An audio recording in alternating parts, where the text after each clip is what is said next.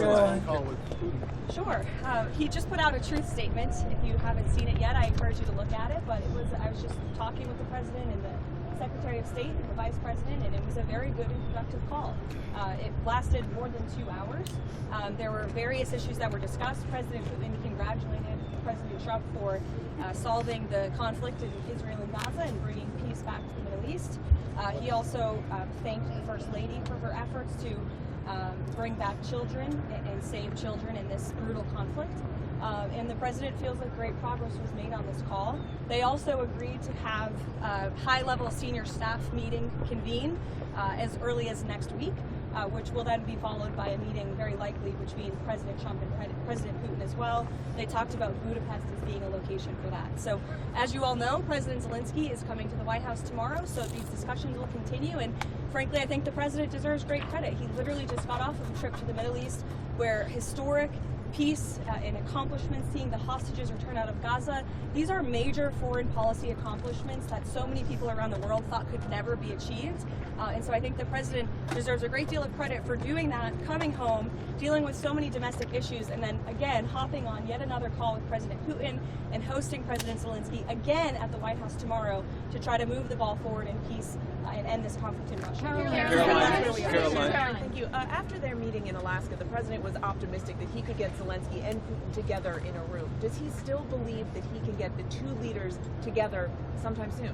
I think he thinks it's possible, and he would, of course, love to see that happen. But right now, there were discussions and plans are now being made for the Russian side and our folks, led by Secretary of State Marco Rubio, to meet, and then for President Putin and President Trump to perhaps meet again. But I don't think the president has closed the door on that at all. And when is he going to meet Putin? You said in Hungary, possibly when? Well, this call literally just happened, so we will provide you with more details as soon as we can, I promise. On that call, did Vladimir Putin commit to sitting down with President Trump and President Zelensky? He committed to sitting down with President Trump, as President Trump's truth post put out for you. And what did he say what it would take for him to be willing to sit down with Zelensky finally as well? I don't want to get into that, but as I just said, the president and President Putin discussed meeting together in Budapest, and President Trump will talk about that opportunity with President Zelensky when he's here at the White House tomorrow. Does President Trump believe any conditions have changed to make a second meeting with Putin better, more successful than the Alaska meeting? I think the president is always willing to take a chance at diplomacy, and this war, he has always said, is going to have to end at the negotiating table, and so he's, he never gives up, and he's willing to pursue it, and that's what you're hearing from the president today. I have a question on the cartels. Yesterday we learned that at least the fifth strike on a boat off of the Mexican coast took place. We know that the Trump administration has previously said that they are in armed conflict with the people that the administration is striking.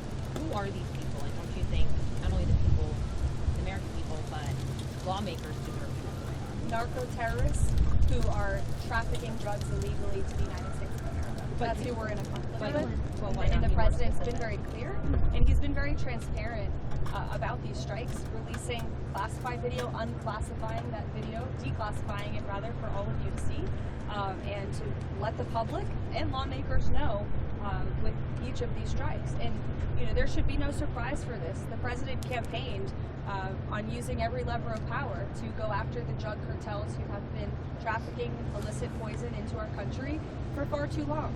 And you heard the president speak about this yesterday. There was a question about why not just use the Coast Guard to grab these boats and grab the drugs on them. That's been going on for years and years, and the drug epidemic in this country has not gotten any better.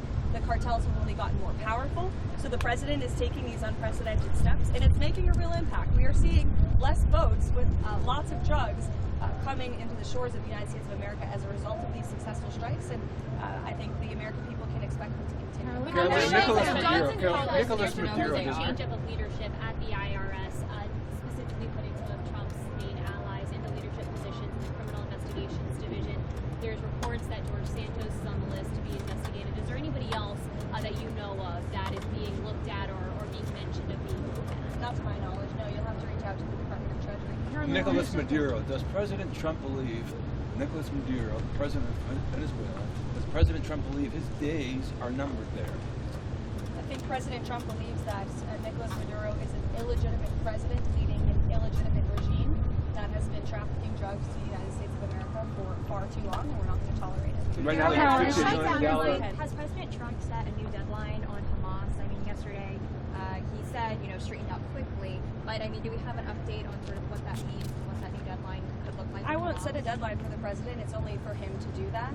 But what I can tell you is that Steve Woodcock and Jared Kushner, who deserve great credit for bringing this deal to a close, for getting the hostages out of Gaza in the first place, are actively working on this. They are continuing to discuss this with both sides to ensure that all of the bodies are found and returned.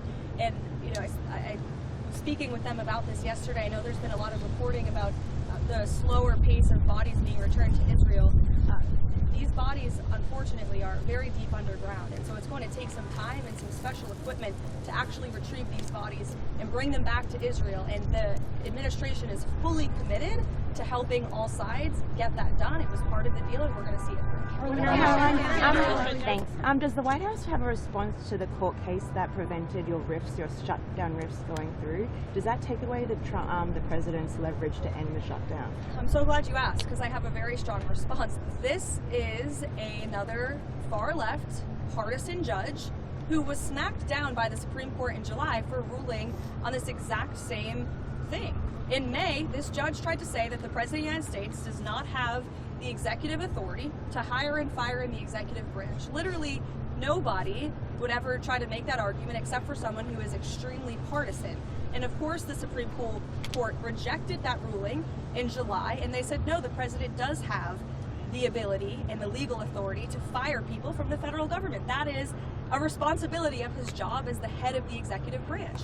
And so you have the same judge going back to the bench and ruling on the basis of politics. We are 100% confident we will win this on the merits of the law, and these layoffs are an unfortunate consequence of the government shutdown. We are now on day 16 of this Democrat shutdown. Democrats just voted again for the 10th time to keep the government closed and to keep the American people hostage. And we're seeing the consequences of it every day. We've had thousands of flights delayed and canceled.